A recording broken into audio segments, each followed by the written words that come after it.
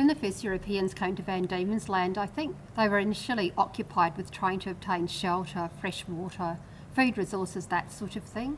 So that really put them immediately into a situation of potential conflict with Aboriginal people because, everybody needs water.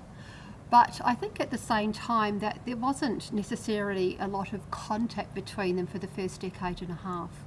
We get to 1814 in Van Diemen's Land, when Lieutenant Governor Thomas Davey actually makes a point of going out from Hobart down to South Arm for the purpose of wanting to meet some Aboriginal people. He knew there was quite a large number of people living down there at the time, and he wanted, to make their acquaintance. So I think contact was sporadic. Curiosity was really a hallmark of those early decades.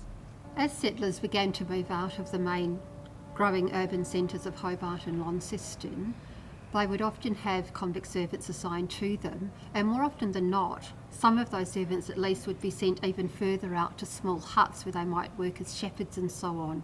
And that would take them right onto the frontier, the very frontier, where Aboriginal people may in fact come into conflict with them. Some of those men in those lonely outposts formed relationships with local Aboriginal women, and as you might understand, that could in fact upset local Aboriginal men, depending on the relationships that had formed in that district at that time. Those convicts were in fact very vulnerable, and some of course came under attack at different times.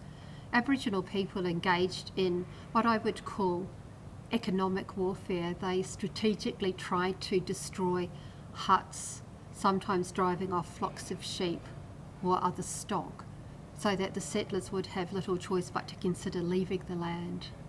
In Hobart, on the eve of the Black Line at the town hall, the then Solicitor General of the colony, Alfred Stevens, so you're really looking at your top legal official, stood up in the town hall and told the assembled crowd that the Aboriginal people should be exterminated. Exterminate, he said about them.